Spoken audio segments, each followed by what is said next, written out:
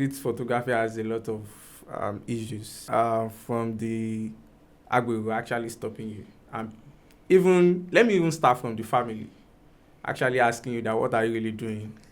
You're just walking about the streets and just taking pictures. How do you make money from this? There's always a question of sustainability.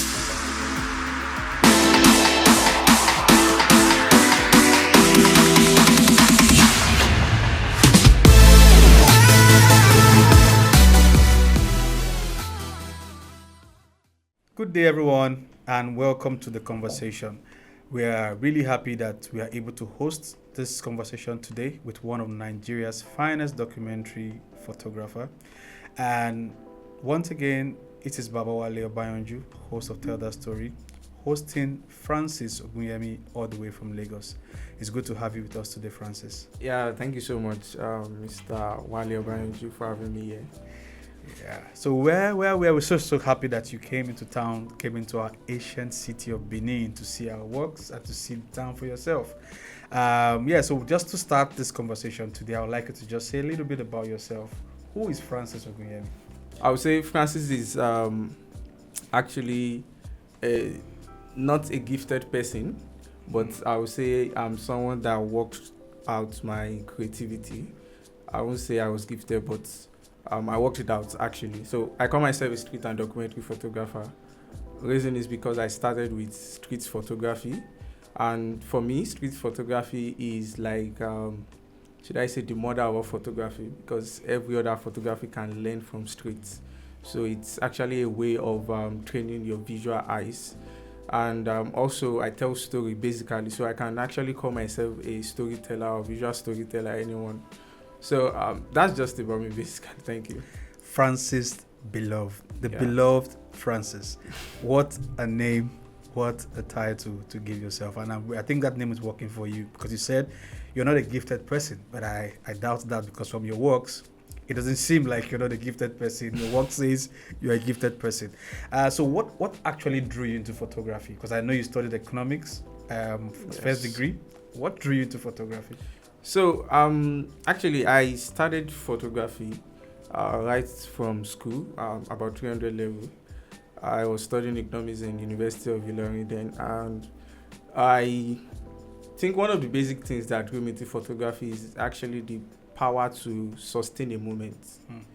I grew up seeing my grandmother's, all these photo books. There's a name they call it album. Yes. So she has several sizes of albums where we check pictures of our parents, our uncles, and everything. So there's this power of photography to sustain a moment. Yeah. And then I actually stumbled on a particular brother in my fellowship that was the photographer then. So I started taking pictures in my fellowship and all that. Then I think on a particular day on Twitter, I found out about Mayor and his Google projects. So it's actually an amazing thing for me to see photography giving so much to people. That means I can use photography without being an economist to actually give that a lot. If you want to be an economist, you need to read a lot. You need to do this one, you need to do that one. And then it's inspired me because of where I'm coming from. Yeah. I was born and raised in a place almost similar to that Ruga place, although quite better, but almost similar to that Ruga place. So it's inspired me to actually just say, okay, that means this thing has a power to actually change people and to educate people. So to me, photography is a superpower. That's what I call it. It's actually a superpower to do so many things. And it's a power you can wield, either to do positively or negatively. It's all about you. So right from there, I decided to just tell stories the way they are. That's how street photography actually started off for me. Interesting. Seeing from where you got your first inspiration, from home, now you're stumbling upon one of Nigeria's finest also, Mayor Otu, who's telling great stories and trying to use his skill to educate people and draw them into photography. So I think you actually met the right people, because growing up, I remember that when visitors come home, one means of entertainment was the albums at home. telling stories of the family. Then you don't have to look at phone or you don't have to call this. Just look at the history in front of you, and that keeps the person ongoing for hours. And I think that's really interesting. And it's interesting how you pick that and drew that to yourself and brought you into photography. Yeah. So since you've been making pictures in your different spaces on the street, documenting different stories, and trying to make positive impact, because I think that's what I've seen in your work, on your face, on your Instagram, and on your website. How's it been for you? Has it been an easy ride, or have there been challenges along the line? So I would say starting off as street photographer, which is, I think, is an obvious fact for people, that street photography has a lot of issues. Wahala, let me use that Nigerian slang with it, from the Agbo actually stopping you. Let me even start from the family actually asking you that, what are you really doing?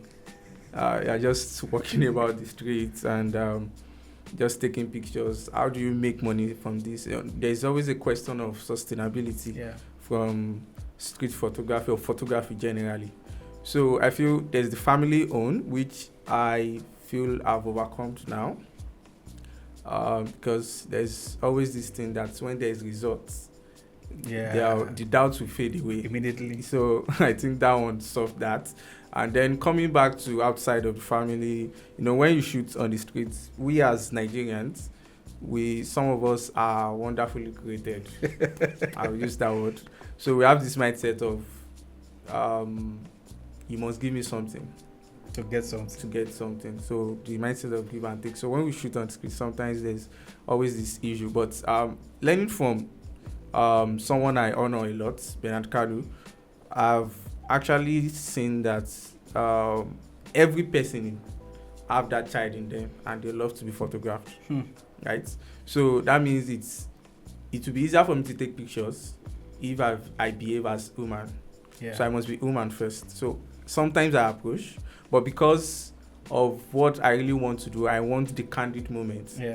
Sometimes the way I enter the streets, I behave or I dress like the people I actually want to go and meet in the street. So I think that's one of the ways I've been able to overcome that. And the last one will be sustainability part. Where people will ask you, how are you making money? Because that's the major question. That how are you making money? I'm being an economist too. I'm being an economist, so they'll probably feel like, guy, you sabi now. What are you now doing? Why are you carrying camera up and down? So it's actually a lovely question, but I feel for beginners, I won't say I'm a master, but I won't say I'm a beginner too. So I feel one of the most important things you can do for yourself is to get a job. Or should I call it side hustle? No, there's nothing like side hustle actually. Hustle is hustle. Work is work. Okay. It's to get something that will actually sustain your passion. Because either you like it or not, you will grow up to a stage where your passion might just fade out because of financials. Issues. So I think financial was one of the issues I've encountered as street and documentary photographer, and one of the ways out of it is getting something that will fuel that passion. So you won't have to put the burden of your financials on your photography in the early stage. So later on, photography can actually now start to pay you, sustain you and all that. But at the beginning stage, I feel one of the most important things you can do for yourself is to actually get something that will fuel that passion. Else it might just die. Consume the present. So very, very important stuff I've heard from your conversations today. One is the power of influence. 2 people or 3 people influenced your journey as a photographer. One, your family background, your grandparents, the albums at home. 2, Mayor O2, and 3, Bernard Kalu. This brings to my mind that in this journey as a photographer, there is need for us to identify those who have made impact in one way or the other to help us on our journey. There's no point recreating the wheel, as they say, or reinventing the wheel. People have invented the wheel. Learn from them and use it. I think that's something I have actually picked on. And the other thing you spoke about, which also struck a chord, was that for you to go to the streets, you have to remember that you are human and you have to take the people on the street as human, Yes. and also reach out to them as Exactly. human. And I think that's a key learning, that people, wherever you are, that you want to go into photography, or you want to go join the street photography, junior photography, you have to put that in mind at every point in time. So in your journey, I think I've seen some of your projects that you've done. I saw that you exhibited once at COP26 in Glasgow. Yes. Can you tell us a bit about that journey? How did you get to be featured in that exhibition in Glasgow? So the work that was exhibited in Glasgow in 2021 was a waste-related project around climate change. So apart from I introduced myself as street and documentary photographer. Yeah. So apart from just telling stories from the streets, one of the places, or should I say aspects, I found my interest in is around climate change. Oh, cool. So for me, to start with, it's about impact and learning and teaching people. That's what photography is. So one of the ways I feel we don't have enough photographers that are telling the indigenous stories is that area of climate change.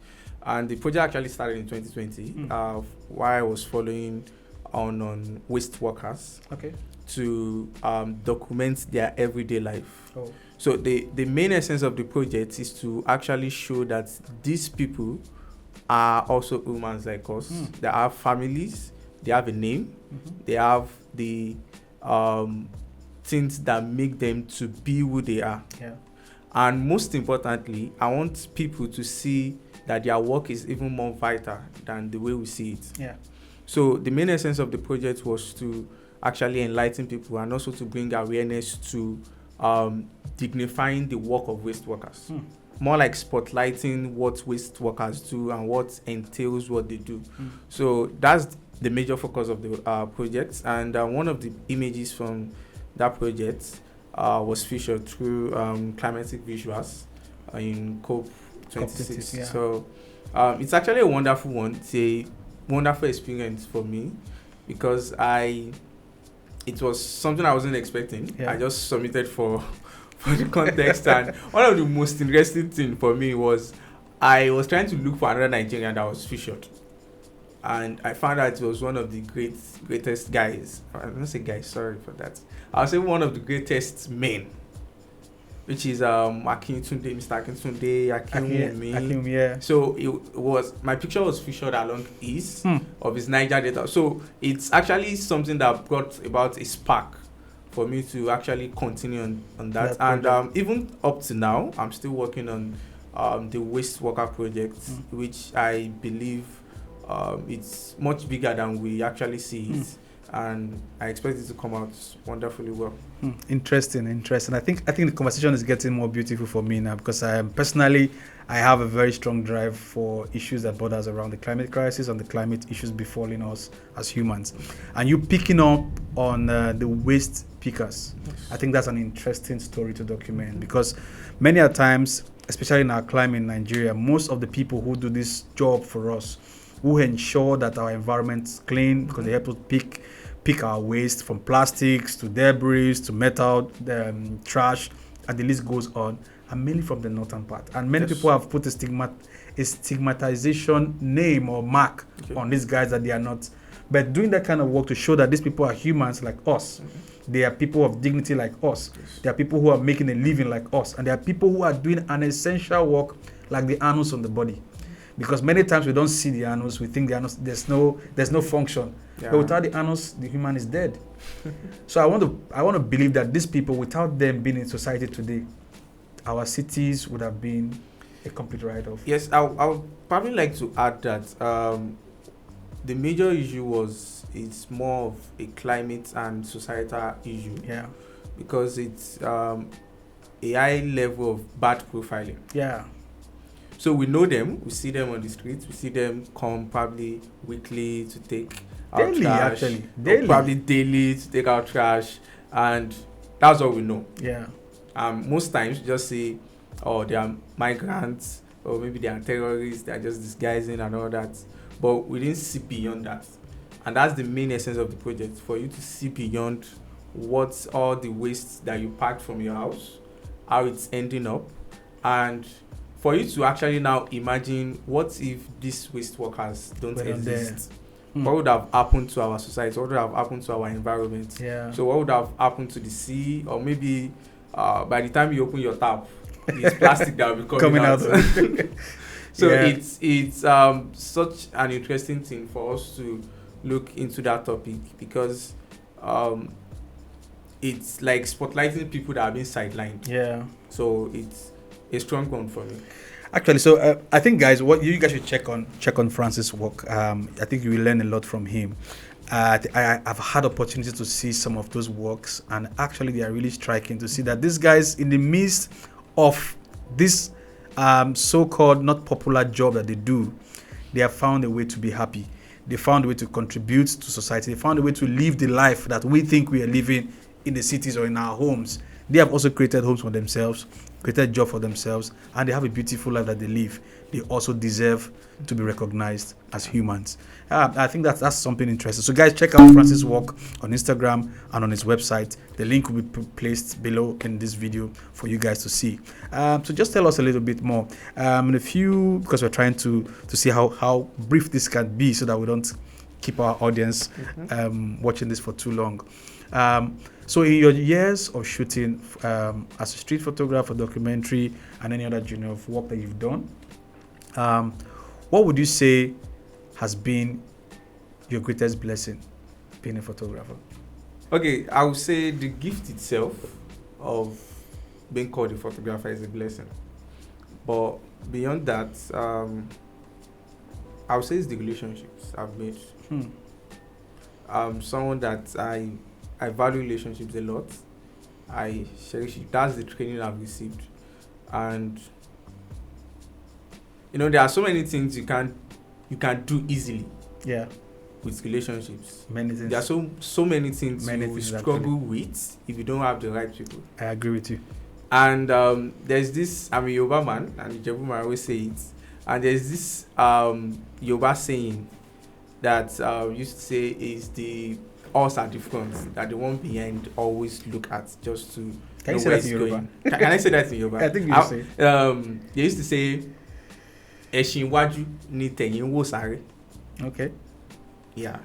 So the one behind looks at the one at the front to know where they are heading actually. To, yeah. So I feel relationships I've made it easy, and I'll call it a blessing for me to, I won't say fast track, but for me to avoid some errors. Yeah. For me to learn some things. Yeah. Some people pay a lot of money to have access to some things. Yeah. And I'm grateful for access too, because relationships create access for you. Yeah. Access for me. So I would say that's the greatest blessing, apart from the gift itself, or gift of photography. That's a blessing. So yeah. That is just because I'll say one more thing. It's easier to say maybe I've been published, I've done this, I've done exhibition, I've actually done a whole lot of that too. But I'm not saying they are not blessings, but I would say the greatest is the relationships. Something as simple as someone sending you a link can change your life forever. And no one can send you a link unless they are your friends. Exactly. So I think these are in this short conversation with Francis, we've learned quite a lot about our journey as photographers, visual artists, creatives in Nigeria and Africa, but most importantly for us as humans. We are relational beings. Yes. And we cannot take that out. So for whatever space you find yourself, always remember that building the right relationship is one way, sure way to guarantee success in whatever you do. So be careful on the bridges or the bridge that you intend to burn. Watch before you burn. Possibly don't burn bridges. I would advise you. Yeah, so Francis, just to round this conversation up today, we're so glad that you were able to come to this conversation and have this talk with us and share from your wealth of knowledge. What would be one advice that you would give to somebody who's also struggling? I don't want to use the word struggling. Who's having some challenge in his or her journey as a creative person in Nigeria or in Africa? What would be one advice you would give to them? Can I give more than one? Okay, you can give 1.5. So I would say, for people, especially in documentary aspect of photography, it's always hard to translate your skills into money. And in Nigeria, there's always this early expectation of you need to start making money from this thing. Yeah. So I would say anyone should just remove that first, especially for those that are just starting. Remove the expectation of you making money from it.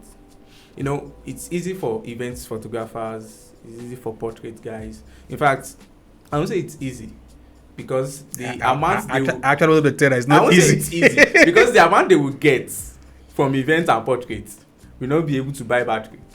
Batteries are expensive now. We'll not even be able to buy batteries, not to talk of maybe getting another rent for the studio. Yeah. So generally, I'll just say remove the expectation of getting or living on that photography thing. Yeah.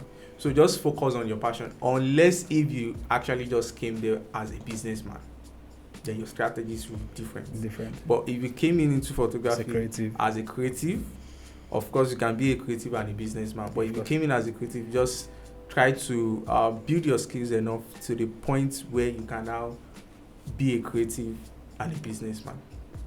Yeah, interesting. And the half is that relationship. I will hammer on that because that has really helped me. You need to. I'm someone that I won't call myself introvert. Yeah. I won't call myself extrovert. Yeah. I just am there. But I find it hard a little to relate with people. But I feel God gifted me an ability to actually see people that will help me, to actually discern them, people that will be of help to my career. So I would say any relationship you can build, which is positive, please do well to sustain, to manage, and to maintain, to fuel the relationship. Yeah. Thank you, Francis, for this wonderful time. And dear viewers and people who are viewing this at this moment, there's some things that Francis have said in the conversation that I think I need to re-echo. 1, build relationships. 2, do research. 3, reach out, because for him to have featured at the COP, he had to put out his work on a competition. Don't be shy to put out in your works in a competition. The worst you would get is a no, or the worst you will get is a yes. So keep trying, don't give up, and don't put money at the forefront all the time.